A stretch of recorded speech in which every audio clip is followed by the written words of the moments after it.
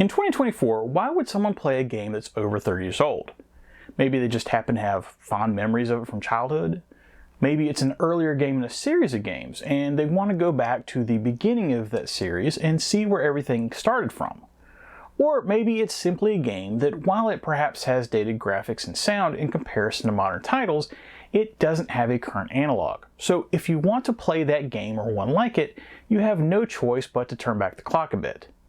That, in my opinion, is the case with Electronic Arts' classic Road Rash series, a set of games that originated on the Sega Genesis in 1991, and while the series officially continued until the last port of Road Rash Jailbreak appeared on the Game Boy Advance in 2003, I think most people would say that the golden era of the series ended in 1985, with the release of Road Rash 3. Now, there's been attempts to bring the series to more modern consoles, with Electronic Arts' own cancelled attempt at a new version of the game in the late 2000s that even got as far as EA reaching out to artists like Sebastian Bach to secure music rights to the soundtrack. And then also there's a spiritual successor to the series named Road Redemption that, depending on your opinion, may or may not scratch that rashy itch, so to speak. I haven't played it personally, so I don't want to weigh in on that. Regardless, if you want to play an authentic title in the series, you'll probably be going back to that early 90s period that might have a release that you don't realize if you don't live in North America. However, I should probably pause for a second because I'm sure that there's some of you out there that don't know me and just randomly got dropped here by the algorithm due to searching for home remedies to deal with some gnarly scrapes that may or may not have been your fault. It was probably your fault. Hi, my name is Dave, and welcome to Zilog and Moto, the channel where I'm out to collect and review not just video games that involve fairly serious felony moving violations while sprinkling in some aggravated assault, but also the nearly 1,280 other titles released in the English language for the Sega Master System, Genesis/Mega Drive, Sega or Mega CD as the case may be, and finally the 32X. Basically, if I can plug it into a Genesis, either by itself or with some sort of add-on, and be able to read what's up on the screen, I'm trying to get a copy of it and review it for posterity, with both looks at that original packaging and gameplay captured from original hardware whenever possible. Today, I'm taking a look at the original Road Rash, but not the Genesis version. I already covered that way back in episode 14, almost 5 years ago now, which is kind of crazy to think about just on its own. The reason for the delay in getting back to the series is actually pretty simple. I didn't have a copy of the Master System version until a few weeks ago. And with it being a pretty late release on the console, even the European version isn't that common. Which is kind of surprising, considering that there are actually 2 different versions of it floating around out there. But I'll get to that more in the box section. Now, I suppose I could have skipped the Master System version in the schedule and revisited it later, but with the reputation that Road Rash 2 has on the Genesis, I thought that it might not be fair to this game to come back to it afterwards, which is why I delayed it. And even though this version of the game came out well after Road Rash 2 chronologically. Having said that, did that delay in release help Road Rash maximize its potential and get everything possible out of the aging Master System platform in early 1994? Or is this version of the game that we're probably better off pretending doesn't exist, like that Game Boy version? Well, we shall see, but first, a look at the package. And this is my copy of Road Rash for the Master System. This copy is in decent shape. It definitely has some wear to it. You can especially see that the bottom edge of the inner cover slipped out at some point and got worn down, and there's a nice little ding in the back that thankfully didn't do too much damage. And once we get inside the box, you'll see that the manual and cartridge label have some wear to them as well, but thankfully nothing too awful. Believe it or not, when I was looking for a copy of this game, this was the best looking version that was on eBay at the time, at least of this edition anyway. So me picking this one wasn't a matter of me trying to be cheap. And it definitely was not cheap, as I'm pretty certain I paid more for this than I did for Road Rash 1, 2, and 3 for the Genesis combined, with this weighing in at around $85, and that's right in line with the going rate on price charting right now in case you're looking for a copy for yourself. As far as the cover art goes, I think this is pretty solid and somewhat unusual, as if you're familiar with Master System titles, Almost all of them have that white crosshatch background to them, with the art and logo on top, but in this case, no crosshatching on the front or on the back. Instead, what we're left with is a cover that's similar to the original Mega Drive release, but if you notice, for some reason, rather than the original photo art with a blended background, for the Master System release, they opted to go with a hand-drawn take on that photo, with the artist taking a slight liberty and adding a chain to the Black Rider's hand. It makes me wonder why this was done. I mean, why not just rerun the original cover art, if you're going to just create something that looks this close to the original? All I can figure is that maybe there was a rights issue with the original photographer, and since this was technically a US Gold release, rather than Electronic Arts themselves, they just didn't care about going through the hassle to fix it. Either way, still a cool cover, and I definitely prefer what's used here to the Kix re-release version, which just screams budget title. Which, I mean, was kind of what Kix did, but still, if I've got a choice, I'm picking the original here. Flipping over the back, and there's 4 screenshots, which, while they're not the sharpest that I've seen, they aren't bad, and they try to show off a few backgrounds and then the main menu screen. And I've got to say, without actually looking at the game in motion, these screenshots make this version of the game look shockingly good for an 8-bit console. I mean, this looks like Road Rash, just in a slightly lower fidelity. The flavor text over the side is decent and does a good job of talking the game up. However, I did find it funny that, depending on which language you're looking at, some of them refer to the top speed of the bikes in miles per hour, and then others in kilometers per hour. I was not expecting to see miles per hour in Italian. Also then, those poor Dutch down at the bottom, all they get is just one line saying that there's Dutch instructions inside. Who wrote this copy? Michael Caine? Anyway, opening up the box, and you can see that the cartridge label is a bit dinged up. I'm really not sure how that happens, but then the manual is a little rough as well, but thankfully it's really just kind of dog-eared. The manual covers 7 different languages, yes, including Dutch, and thankfully they each get their own section rather than having the pages split. The instructions don't feature much in the way of art, but the game is fully detailed, with an extension section regarding the controls, and then descriptions of each of the levels, the hazards that you might run into, including other riders and cops, and finally a nice reference to the cost of each of the bikes in the game. None of this information is really necessary to play the game, but I think that it's nice that they included all of it nonetheless. Okay, that's the package that took me far too long to obtain. Let's get to the game itself and see how it stacks up to the Genesis original. Back in episode 206, I did a review of a game that shared some similarities to the release of this game, in PGA Tour Golf for the Master System. Like Road Rash, PGA Tour Golf was released kind of as an afterthought. What I mean by that is that neither Road Rash or PGA Tour Golf were released initially by Electronic Arts themselves. They instead licensed the game out for release, with Road Rash going to US Gold and PGA Tour Golf going to Tengen. Also, both of these releases came long after their original appearance on the Genesis, with both Road Rash and PGA Tour Golf originally being released in 1991 on the Genesis, and then not until 1994 on the Master System. In the case of PGA Tour Golf, the delay greatly benefited the game, and if it hadn't been for some technical issues, the Master System version could have stood on almost equal footing with its 16-bit big brother. Of course, it wasn't as good, because no amount of extra prep time can make up for the considerable difference in horsepower between the two consoles, but it did allow the developers to be able to squeeze as much as possible out of the Master System, and come up with a version of the game that, again, except for some issues with aiming, which is kind of an important thing in a golf game, really felt like PGA Tour Golf. With Road Rash, before I even played the game, I was hopeful that this could possibly be the case again. Not just from the screenshots that I mentioned on the back of the case, but from comments made on the post where I previewed this review, with multiple people commenting that not just was it a great version of the game, but say for instance user Soul for Sale even stating that it was the best game on the platform, which is some pretty heavy praise.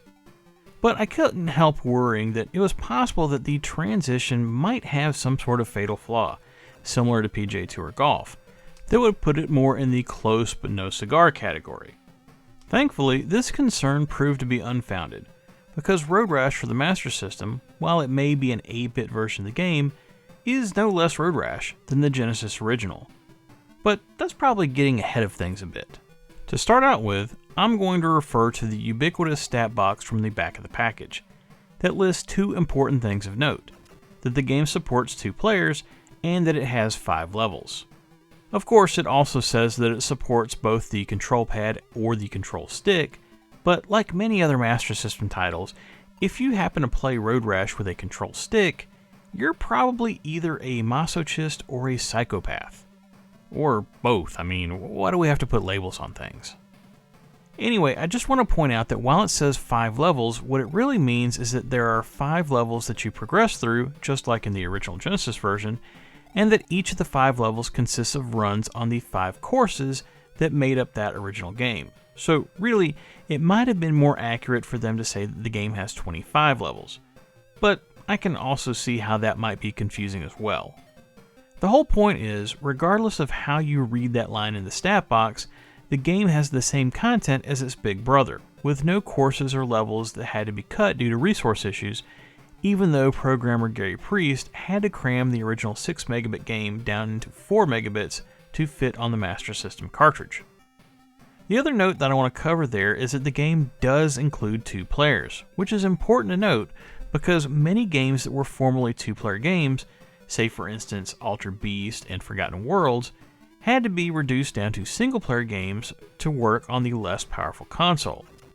With Road Rash, the design of the original game actually works in its favor here because unlike the sequels, which supported simultaneous split-screen multiplayer, even on the Genesis, the 2-player mode means that players take turns racing against the computer.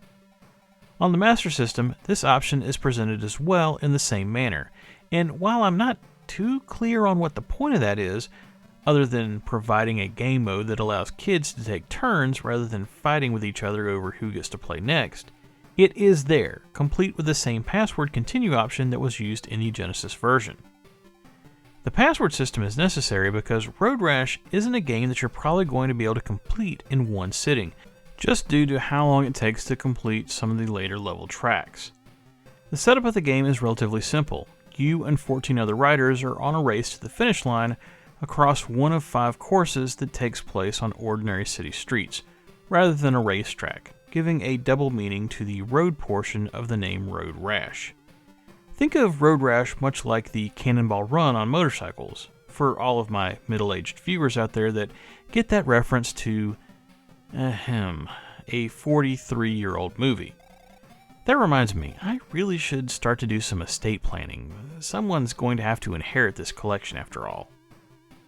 You start out the game with an entry-level bike, and it handles nicely while having enough pep to get you to first place in the level 1 versions of each of the courses, at Sierra Nevada, Pacific Coast, Redwood Forest, Palm Desert, and Grass Valley, with each being a tour through a different biome in California. Your goal is to finish each of the courses in the top 4, which then allows you to progress to the next level, where the courses get longer, the activity on the roads get busier, including an increased police presence, and the other rashers get faster and meaner.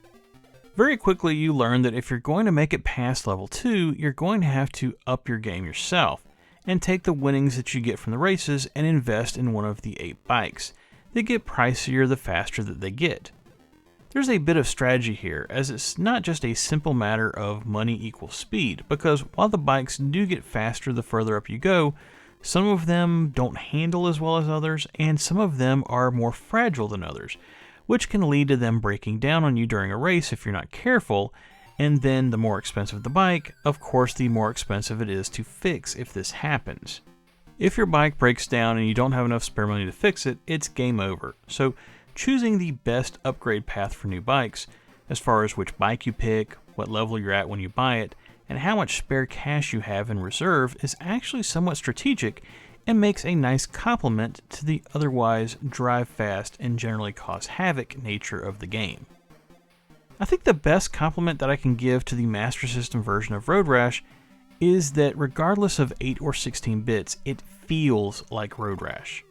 I mentioned programmer Gary Priest earlier, and his work here should absolutely be commended because unless I'm missing something, the port of the game appears to be solely his work, other than the audio, which even in 1994 was pretty unheard of. Let me put it this way, if you were to put a port of pretty much any video game in front of me and tell me, yeah, this is the work of one person, my immediate response was going to be, oh, well, this is going to be 3 different flavors of dog shit. But in the case of Road Rash, not only is the game decidedly not terrible, it's pretty amazing.